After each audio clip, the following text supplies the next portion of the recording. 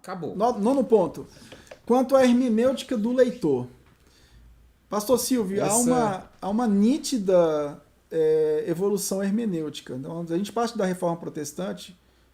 A Reforma Protestante acreditava que nós, como pregadores, como crentes, como intérpretes, deveríamos ir ao texto e buscar a intenção do autor do texto. Sim. Hoje, a hermenêutica é a hermenêutica inversa. É a hermenêutica do leitor. É o leitor que diz o leitor que o texto, que diz, impõe o que o texto quer dizer. Então, olha o nosso nono ponto. A forma de interpretação corriqueira no ambiente atual, evangélico, tá? Infelizmente. Despreza completamente a intenção do autor num texto. Tem um Seja ele bíblico ou não. Aí é uma... Tem um livro que eu quero indicar para vocês aí, que é do Kevin Van Hooser. Ótimo. Há uma intenção, né? Ótimo. Nesse texto, ele vai bater contra o Jacques Derrida. Uhum. O leitor ouvinte tem tido força total sobre o texto. Então, hoje, a hermenêutica do leitor, o cara tem força sobre o texto. Pastores, só ponderar um ponto. Isso cabe a você quando você coloca as suas opiniões acima daquilo que o texto bíblico está falando. Então, isso aqui é para nós. Para nós. O leitor ouvinte tem tido força total sobre o texto, interpretando conforme os seus interesses políticos e sociais. Sim. Tá entendendo? É os interesses pessoais que valem. É os interesses de uma denominação. Não são os interesses do que o Paulo está dizendo a Timóteo. São os interesses do que o cara pensa. E teologia da libertação, teologia latino-americana e teologia da missão integral fizeram isso. É tanto que Ariovaldo Ramos virou o quê? Sem comentários. Um grande ícone da teologia hoje é uma aberração. Cadê Ariovaldo Ramos? Um dos ícones da TMI. Ele estava lá em Curitiba.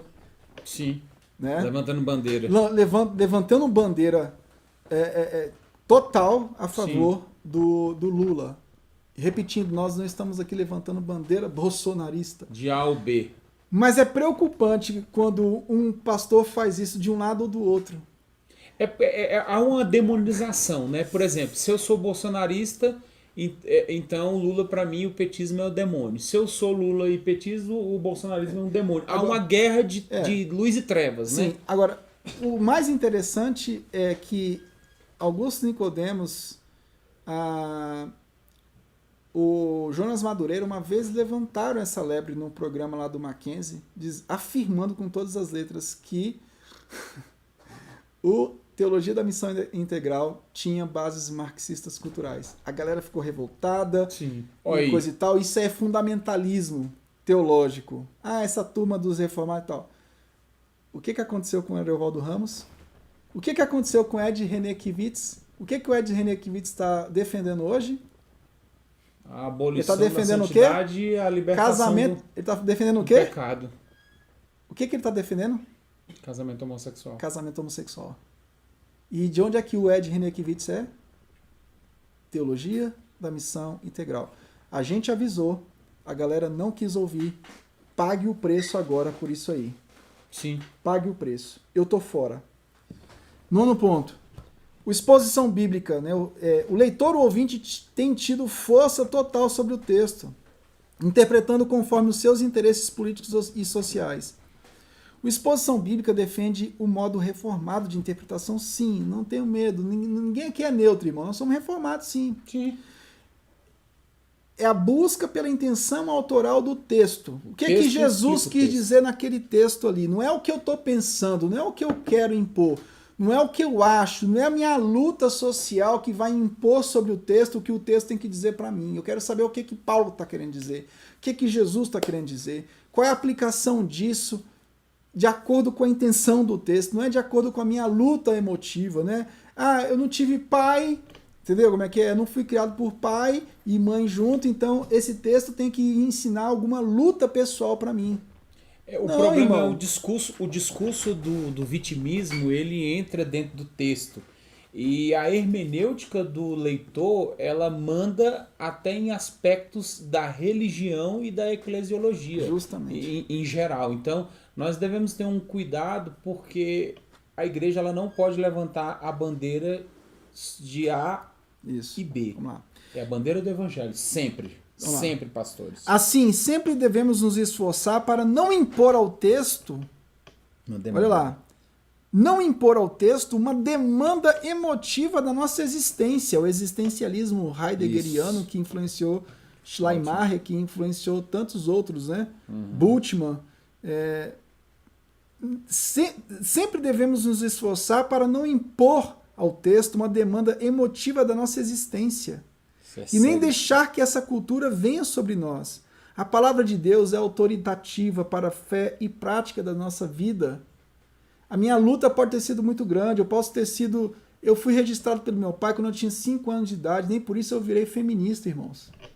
Nem por isso eu deixei de defender que é necessária a figura do pai e da mãe. Eu não sou fruto de uma família tradicional, não. Eu sou fruto de uma família totalmente mosaico. Mas não é por isso que eu vou defender que a mulher é independente e vive muito bem sem homem. Para com isso. Eu sou exemplo disso. Vamos parar de mimimi. Tá entendendo? Eu vivi todas as lutas que vocês possam imaginar que poderiam me levar hoje a defender, por exemplo, a autoridade da mulher sobre o homem. Você pode falar que você foi uma vítima. Eu não sou uma vítima que... Se for para entrar no mimimi, no vitimismo, eu poderia ser uma vítima aqui. Tá entendendo?